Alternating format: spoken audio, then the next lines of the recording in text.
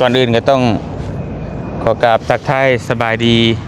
FC พ่อแม่พี่น้องเนาะเบิดสุขุทุกคนเด้อพี่น้องเอ้ยมาเปิดภาพบัดนี้กะป้าโธ่พี่น้องเอ้ยบ่คือเก่าเด้ดนๆสิได้เห็นภาพบรรยากาศแบบนี้เทื่อเนาะมื้อนี้บ่เตียงก็มาอยู่กับทางพระมหาทางพระอาจารย์ต้นเนาะพี่น้องเนาะแล้วก็ทางมหาสมพรพันมหาสมพรแล้วก็ไพวันพระอาจารย์มหาไพวันเนาะพี่น้องเนาะมื้อนี้บ่เตียงสิมีข่าวมาแจ้งพ่อแม่พี่น้องเนาะมาบอกบุญว่าซั่นซะเป็นบุญใหญ่ถือว่าใหญ่ที่สุดสำหรับบ่เตียงเคยแจ้งมาเนาะบ่เตียงเคยแจ้งข่าวบุญอหยังบุญประปาบุญกฐินอหยังก็หลายแต่ว่าสำหรับครั้งนี้ก็ยิ่งใหญ่และเป็นประวัติศาสตร์ของเมืองลาวเฮาเลยก็ว่าได้เนาะพี่น้องเนาะทางวัดทางวัดบ้านพลสว่างใต้เนาะนครกระชอนพรหมวิหารแขวงสวรรณเขตเพิ่นสิจัดงานมอบพระไตรปิฎกว่าหยังเนาะมอบพระไตรปิฎกแห่พระไตรปิฎกแห่พระไตรปิฎกแบบฉบับลาวพี่น้องเอ้ยเป็นตัวอักษรเป็นปกตินี่เป็นตัวอักษรภาษาบาลีเนาะและเป็นครั้งแรกที่เฮาสิได้นำใช้พระไตรปิฎกเป็นตัวอักษรลาวเนาะพี่น้องเนาะพระไตรปิฎกนี่ก็สำหรับบางคนยังบ่ฮู้ก็คืออีหยังพี่น้องเอ้ยคือไปรุ่นเกิดใหม่ใหญ่รุ่นนี้บ่ฮู้ดีได้บางคนเนาะพระไตรปิฎกนี่ก็คือคำสอนของพระสัมมาสัมพุทธเจ้าเฮานั่นเองผู้ใดนับถือศาสนาพุทธก็ต้องฮู้นะแต่ว่าเพื่อว่าบางคนเด็กน้อยขึ้นมายังบ่ฮู้นี่คือสุดยอดของบุญและพี่น้องเห็นเนาะและบัดนี้ตะกอนบ่มีเป็นตัวอักษรลาวนะพี่น้องเอ้ยมันก็เฮาสิไปศึกษาไปอ่านก็ยากบัดนี้เพิ่นแปลมาให้เรียบร้อยเป็น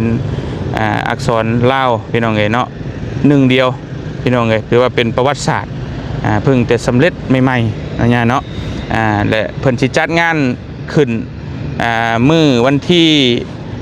26กับ27พี่น้องเอ้ยเนาะแต่ว่าสิเป็นเนื้อในแบบใดเดี๋ยวเฮาบ่เตียงนี่ยังบ่ฮู้รายละเอียดมีแต่ว่าบ่เตียงมาประกาศให้พี่น้อง FC บ่เตียงทั่วประเทศหรือทั่วโลกผู้ใดมาได้ก็มายินดีเอาบุญน้ำกันพี่น้องเอ้ยเนาะมาเอาบุญใหญ่น้ำกันเดี๋ยวเนื้อในสิเป็นแนวใดเพิ่นจัดงานขึ้นมื้อใดจังใดแบบใดสิให้ทางพระอาจารย์ต้นเพิ่นได้อธิบายเนาะแล้วก็ผู้เพิ่นเริ่มต้นเริ่มเป็นไปเป็นมาแนวใดจังใดก็เดี๋ยวให้เพิ่นเว้าสู่ฟังจักเด็กจักน้อยเนาะพี่น้องเนาะเดี๋ยวขอฟังนิมนต์ทางญาให้ได้เว้าก่อนก็ได้เสร็จ2ตัวเพราะว่าเตียงไทยทั้งเพจแล้วก็ Facebook ส่วนตัวแล้วก็เจ้าเอาก็ได้ทาง YouTube เจ้าเอาก็ได้เนาะจักเอาก็ได้เนี่ยโดยแต่อย่าห่างเกินประมาณนี้ให้ห่างเท่านี้แหละโยบ่เข้าฮอดในเนาะใกล้เกินเสียงก็สิแตกโดยประมาณนี้ระดับนี้โอเคพร้อมไปเลยเนาะโดยก่อนอื่นก็ขออนุโมทนานำเบาเตียงเนาะที่ว่าจะเป็นสะพานบุญให้กับทางอปสแขวงในการประกาศข่าวป่าบุญถือว่าเป็นมหาบุญในครั้งนี้ฉะนั้นอาตมาภาพพระมหาสมพรรอยลาภในนามอปสแขวงก็คือห้องหัวหน้าของการอปสแขวงก็จะได้มา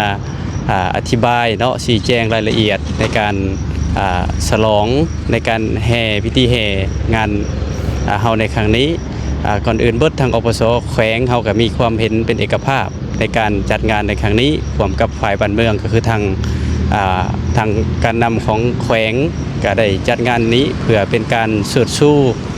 พระไตรปิฎกที่ห้ากะแล้วสำเร็จเมื่อโบราณมานี้เพื่อเป็นที่ปรากฏกับมวลชนศรัทธาออกตนญาติโยมให้ศรัทธาออกตนญาติโยมได้ชื่นชมบารมีในการเหตุสำเร็จพระไตรปิฎกในครั้งนี้ถือว่าเป็นครั้งประวัติศาสตร์ที่อปสแขวงเฮาจะได้มีขบวนการแห่เป็นเรื่องเป็นเล่าว่าสันซาที่ผ่านมากในบางวัดเนาะขณะเนาะก็มีการสาธยายกันแต่ว่าในครั้งนี้อปสเฮาได้ถือว่าได้ความเอกภาพนำกันได้จัดงานขึ้นนอกจากนั้นแห่พระไตรปิฎกมอบพระไตรปิฎกแล้วก็จะได้มีการฉลองผลสำเร็จการศึกษาภาษาบาลีสำหรับพระภิกขุสามเณรที่เพิ่นสอบเซ็งผ่านในชั้นประโยชน์ต่างๆนั้นที่ได้สำเร็จการ ศึกษาประจำปีนี้ก็จะได้เฮ็ดในห่วงเดียวกันเนาะในงานเดียวกันนี้ซึ่งก็จะได้จัดขึ้นในวันที่26 27กรกฎาคมที่จะฮอดถึงนี้4วัดโพธิ์สว่างใต้นครไกรสอนพรหมวิหารเฮานี้คือวัดของพระเดชพระคุณญาทานประธานอปสแขวงฉะนั้นก็จะขอเชิญชวนศรัทธาออกตนญาติโยมพุทธศาสนิกชนทั้งหลายผู้อยู่ใกล้อยู่ไกลได้มาร่วมพิธีดังกล่าวนำกันนี้ส่วนรายละเอียดและก็จะได้ให้ทางพระอาจารย์มหาต้นทิตาธรรมโมหุ่นในนามว่าได้คุกคีอีลากอีเลียกับพระไตรปิฎกเนาะขณะเนาะได้อธิบายรายละเอียดเพื่อเป็นข้อมูลให้กับออกตนญาติโยมเป็นระดับต่อไปขนาด อ้อยฝน คนที่มาแล้วพี่น้องเลยอ่ะ สำหรับรายละเอียดของงานวันที่26 27เนาะ26 27ซึ่งอีก5-6 มื้อที่จะฮอดนี่วันที่26นี่แม่นมื้อวันที่26นี่แม่นมื้อแห่พระไตรปิฎกและก็แห่คณะครูบาอาจารย์ที่สำเร็จการศึกษาภาษาบาลีโดยจะได้ตั้งต้นตั้งขบวนอยู่ที่หน้าวัดพ้นสว่างใต้หรือว่าแถววงเวียนหอกองอันนี้ญาติโยมเท่าสวรรณเขตกับสีหูดีเนาะก็ดำเนินไปตามเส้นทางผ่านใจกลางเมืองผ่านเอียนต่างๆนะแต่ว่าเตาโฮมกันนี่คือก็เริ่มตั้งแต่บ่าย3 โมง 3 โมงครึ่ง 3 โมงครึ่งเตาโฮมกัน4 โมงก็เริ่มขบวนแห่พระไตรปิฎกแล้วก็แห่คณะครูบาอาจารย์พระสงฆ์สามเณรที่สำเร็จการศึกษาภาษาบาลีหลังจากนั้นแห่เขามาฮอดวัดเทียมห้อยแล้ว6 โมงแรงเป็นต้นไปก็มีอีกงานหนึ่ง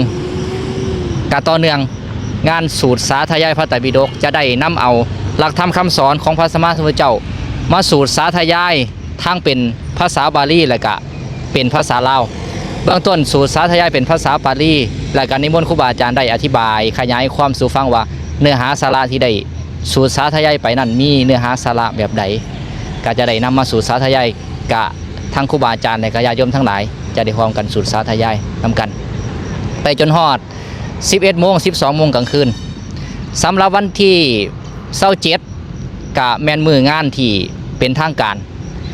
จะได้มอบทุนการศึกษาแก่คณะครูบาอาจารย์พระสงฆ์สามเณรศิษย์สำเร็จการศึกษาภาษาบาลี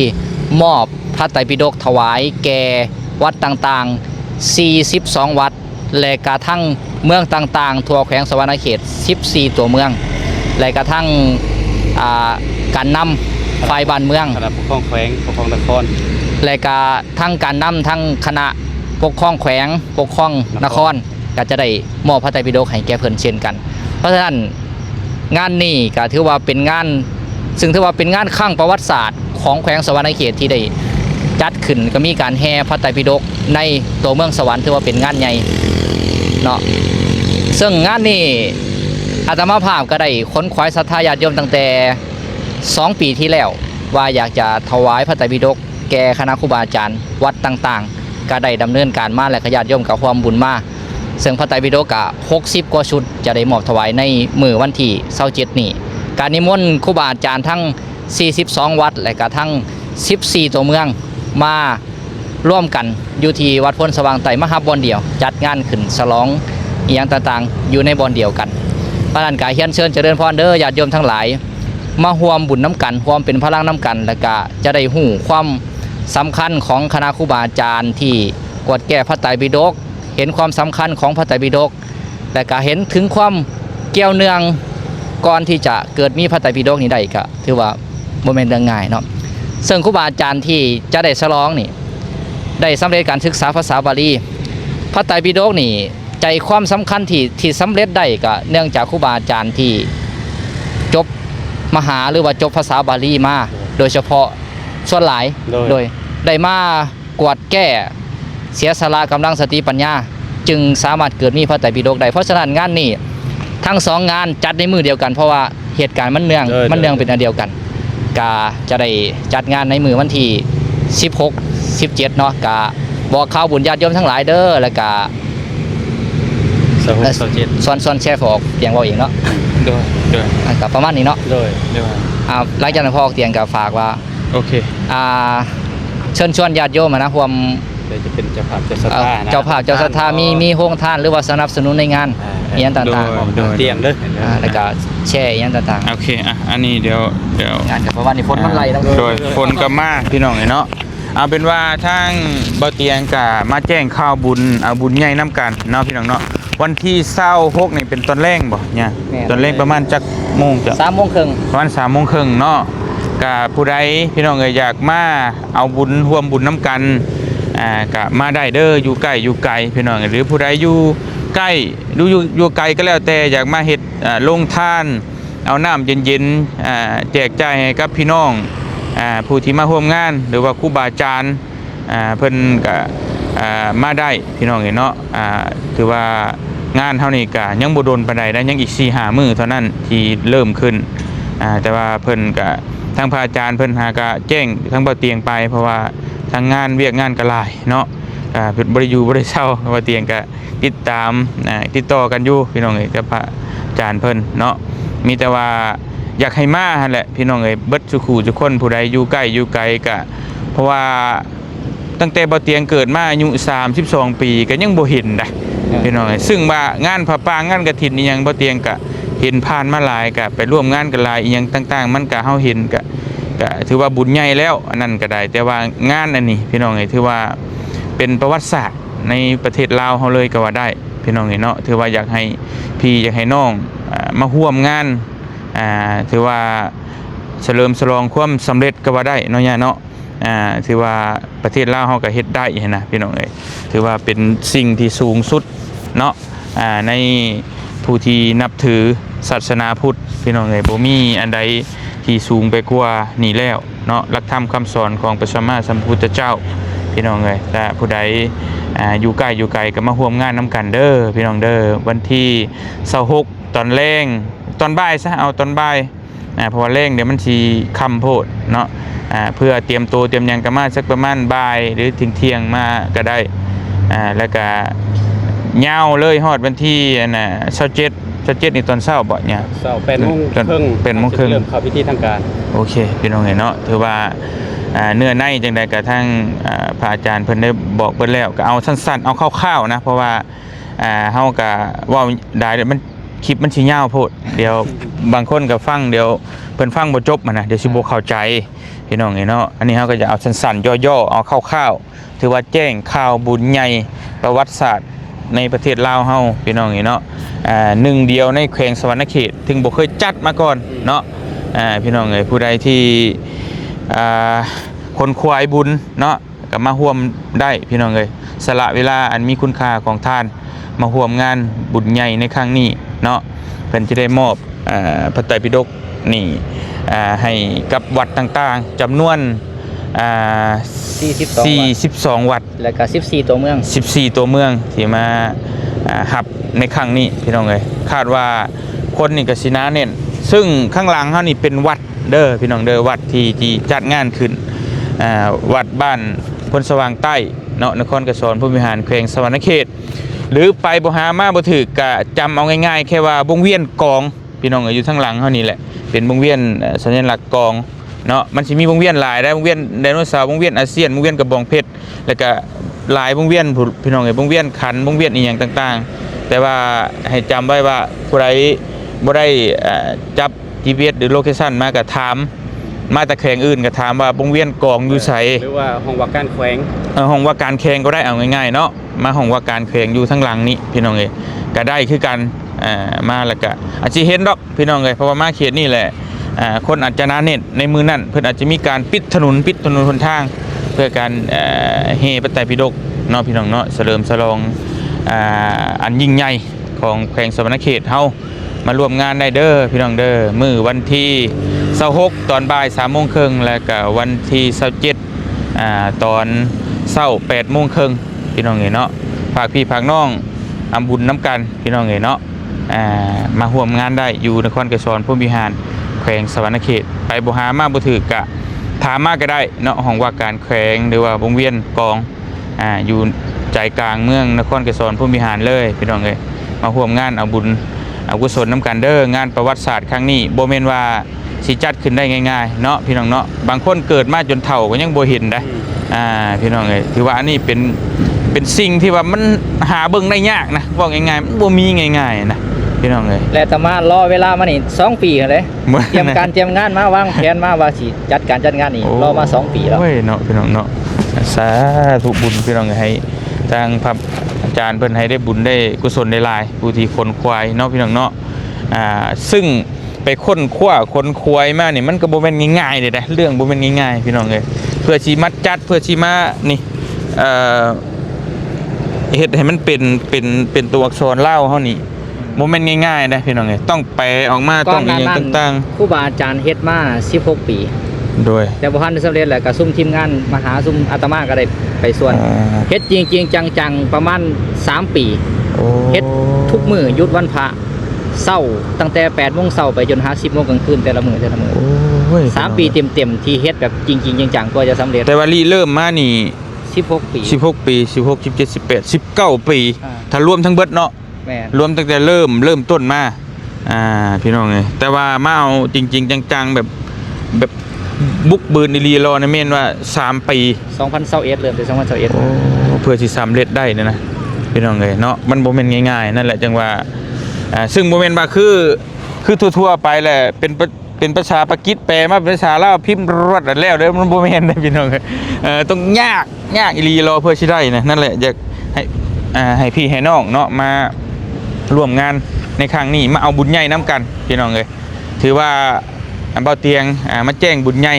ในครั้งนี้พี่น้องเอ้ยเนาะผู้ใดมาได้ก็มาพี่น้องเอ้ยยินดีผู้ใดมาบ่ได้อีรอจำเป็นติดเรียกติดงานก็ถ้ารอชมตามคลิปเนาะทางหลายๆช่องก็สิถ่ายคลิปถ่ายทำลงเบิ่งน้ำกันเอาบุญเอากุศลน้ำกันเด้อพี่น้องเด้อสำหรับบุญใหญ่ในครั้งนี้นครกระสอนผู้บริหารแขวงสะวรรณเขตหนึ่งเดียวในประเทศลาวที่จัดขึ้นพี่น้องเอ้ยเนาะภาคพี่ภาคน้องมาเอาบุญเอากุศลน้ำกันมีแต่บัดสำนักน้อยเนาะโดยใจพอกเตียงให้หลายที่มาประกาศบอกเข้าบุญเป็นสะพานบุญให้เด้อโดยทางขาน้อยเองก็เนาะพี่น้องเอ้ยอันเดียวก็ให้ญาจับพี่น้องเอ้ยก็ดีใจเด้พี่น้องเอ้ยทางพระอาจารย์เพิ่นได้เริ่มต้นมาฮอดมื้อนี้ก็จนสำเร็จเสร็จสิ้นเนาะก็สิเป็นกระบอกเสียงให้พี่ให้น้องเพื่อได้รับได้ฮู้เบาเตียงก็บ่ได้ขอเว้ารายละเอียดบ่ได้ลงลึกเพราะว่าเฮาเว้าไปก็ยังมันผิดเด้เพราะว่ามันสิบ่สอดคล้องกันมีแต่ว่ารายละเอียดได้ลึกๆแล้วให้ทางพระอาจารย์เพิ่นเป็นคนเว้าเพราะว่าเพิ่นเป็นคนริเริ่มเป็นคนเริ่มขึ้นแหละสิได้ฮู้นะพี่น้องเนาะตอนนี้ก็ถือว่าสำเร็จเรียบร้อยแล้วได้อยู่บ่เนี่ยได้อยู่เนาะโอเคเพราะว่าเฮาตั้งกล้อง2ตัวพี่น้องเอ้ยแต่กล้องก็บ่มานำก็ได้ทั้งให้ย่าเพิ่นจับให้โดยกระสั้นขน้อยขอตัวลาเลยเนาะโดยถือว่าพี่น้องเลยโดยสาธุพี่น้องเดี๋ยวมาร่วมงานนำกันเด้อพี่น้องเด้อมื้องานวันที่26ตอนแรงตอนบ่ายแล้วก็วันที่27เนาะสำหรับมื้อนี้ก็บ่เตียงขอตัวลาก่อนพี่น้องเดี๋ยวช่วงจัดงานหรือมีวิธีอย่างต่างๆเดี๋ยวบ่เตียงก็สิอัปเดตเป็นระยะบ่เตียงบ่ได้ลงมากะเดี๋ยวจะให้ทางพระอาจารย์เพิ่นส่งคลิปไปให้เดี๋ยวบ่เตียงสิแจ้งในเพจและก็ใน YouTube เนาะขอบใจหลายๆเด้อ FC เด้อขอบใจล่วงหน้าเนาะที่มาร่วมบุญร่วมอกุศลผู้ใดอยากมาจัดโรงทานโรงอีหยังก็แล้วแต่แจกน้ำแจกในอยู่ในวัดนี่ก็มาได้เอาบุญเอากุศลนํกันเนาะสำหรับมื้อนี้บ่เตียงขอตัวลาก่อนอยู่ดีมีแห้งเบิดสุขุทุกคนเด้อพี่น้องเด้อสบายดีพี่น้องเอ้ย